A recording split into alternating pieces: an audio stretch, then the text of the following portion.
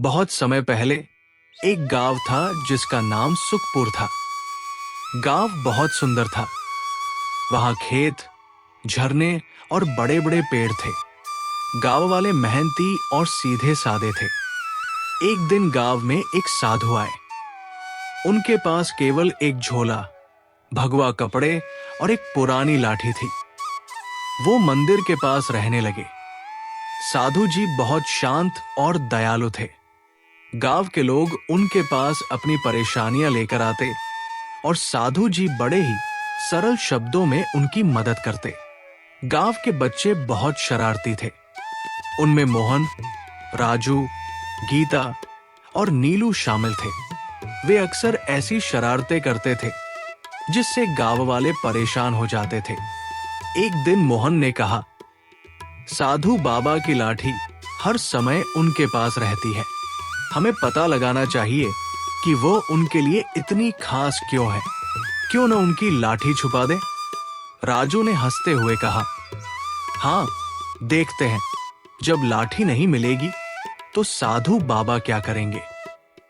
बच्चों ने मिलकर योजना बनाई। उन्होंने सोचा कि जब साधु जी ध्यान में होंगे तब उनकी लाठी चुराकर मंदिर के पास वाले कुएं के पास छुपा देंगे। अगली सुबह साधु जी ध्यान कर रहे थे। बच्चे धीरे धीरे उनके पास गए और उनकी लाठी उठाकर मंदिर के पास झाड़ियों में छुपा दी। साधु जी जब ध्यान से उठे तो उन्होंने देखा कि उनकी लाठी गायब है। उन्होंने इधर-उधर देखा, लेकिन लाठी नहीं मिली। उन्होंने गांव वालों से पूछा, पर किसी को कुछ नहीं पता था। बच्चे दूर से ये सब देख रहे थे। वे हंस रहे थे और एक दूसरे को कह रहे थे, देखो, साधु बाबा कितने परेशान हो गए हैं।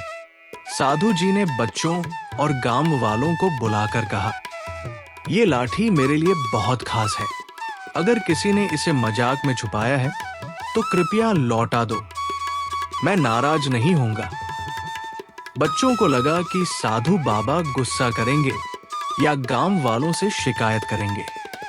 लेकिन जब उन्होंने साधु जी को इतनी शांति और प्रेम से बोलते हुए सुना तो वे थोड़े चौंक गए। गीता ने कहा, क्या साधु बाबा को सच में गुस्सा नहीं आता? हमने उनकी इतनी खास चीज छुपा दी, फिर भी वे हमें डांट क्यों नहीं रहे? मोहन ने मजाक में कहा, शायद वो दिखावा कर रहे हैं। चलो देखते हैं कि वो कब तक शांत रहते हैं। उसी शाम बच्चों ने कुछ अजीब अनुभव किया। जब वे मंदिर के पास खेल रहे थे तो उन्हें ऐसा लगा कि झाड़ियों से आवाजें आ रही हैं। नीलू ने डरकर कहा, क्या ये संभव है कि साधु बाबा की लाठी को छुपाने की वजह से कुछ गलत हो रहा है? राजू ने कहा, अरे, ये सब बकवास है। चलो घर चलते हैं। लेकिन जब वे सोने गए तो उन्हें सपने में साधु बाबा की लाठी दिखने लगी। उन्हें ऐसा लगा कि लाठी बोल रही है, मैं साधु बाबा के लिए बहुत खास हूं। तुमने मुझे छुपाकर गलत किया है। अगली सुबह बच्चे उठे तो उनके चेहरे पर चिंता थी। गीता ने कहा, मुझे लगता है कि हमने बहुत बड़ी गलती की है। साधु बाबा ने हमें कुछ नहीं कहा, लेकिन उनकी लाठी उनके लिए सच में बहुत जरूरी है। नीलू ने कहा, हाँ, मैंने सपने में देखा कि लाठी मुझे डांट रही है। मुझे बहुत डर लग रहा है। मोहन ने सिर झुकाते हुए कहा, हमने ये शरारत की, लेकिन सच में ये मजाक नहीं था। हमें साधु बाबा से माफी मांगनी चाहिए। राजू ने सहमति जताई।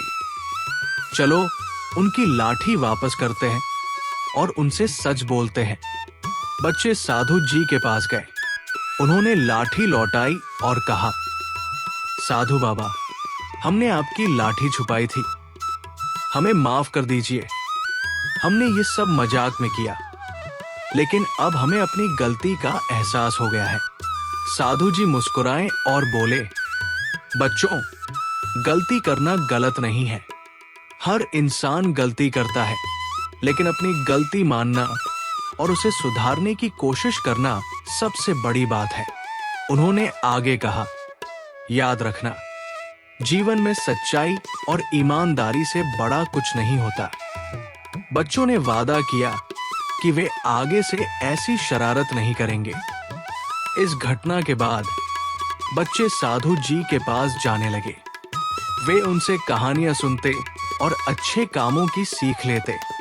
साधु जी की शांति और ज्ञान ने पूरे गांव को प्रभावित किया। एक कहानी आपको पसंद आए तो लाइक और सब्सक्राइब जरूर करना।